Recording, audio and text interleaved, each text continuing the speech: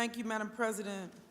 Madam President and members, I think the first thing that I'll say is I earlier read the Constitution. And even though the Constitution says that nobody should be subjected to an unreasonable search or seizure, they happen. Even though the rules and the protections are in place for no one to be raped by a correctional officer, allegedly at Lincoln Hills, it happened. Even though I know it says the way that the procedure should be in place, the whole purpose of me standing is to say, but it happens and it's a disparate effect, and 74 cases existed in Milwaukee, coupled on top of issue after issue that exists. There is an abuse. There's a cancer that exists in our community, in our state. And I'm asking for you to see from another lens. Strip searches are not needed in order to be able to do what, with all due respect, no disrespect, the senator from the 10th spoke to.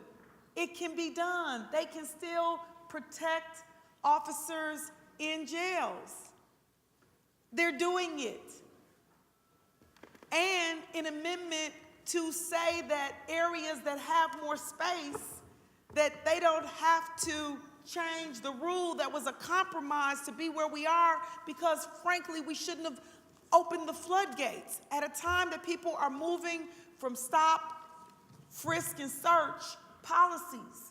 With New York in particular, that they move away from these policies, we're moving more to them.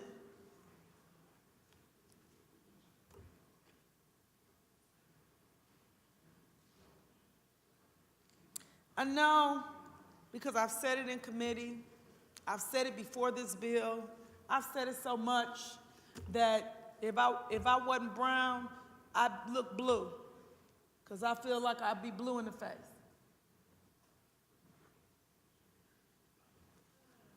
I don't know. I pray for the day that the two black folks aren't the ones that have to speak to the issue at all.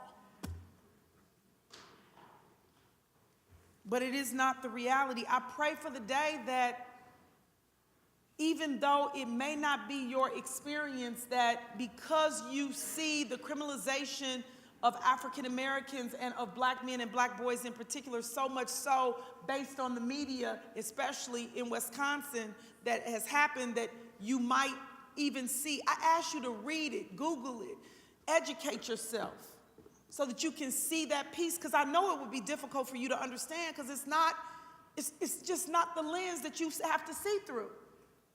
Have you ever seen the shows that say, what will you do? The shows that say, what would you do, they show it all the time. They just don't say it as much as I get up and talk about it. Because, you know, people are uncomfortable talking about race and race relations. And I get that. But I often say, if not me, who? And if not now, when? Will the conversations be had if they aren't brought up? Often I'm the only person in the room. It's two of us now. And so if I don't say it, the chances of you ever having to hear and address the issue may never come. I get it. I genuinely know the senator from the 10th, and and think about the many times, especially when I was parenting earlier as a single parent and parenting and coming to the legislature, the sometimes words of encouragement or sometimes just a touch on the shoulder that she might give. I genuinely don't believe that it's the intent to create harm. But we have to look at the collateral consequences of our legislation. That's what I'm asking you to hear. I can't make you hear it. I can't make you see our facts, our reality, our Wisconsin reality.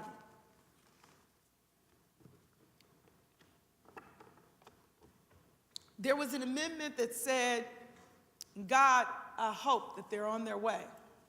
There was an amendment that said, at least let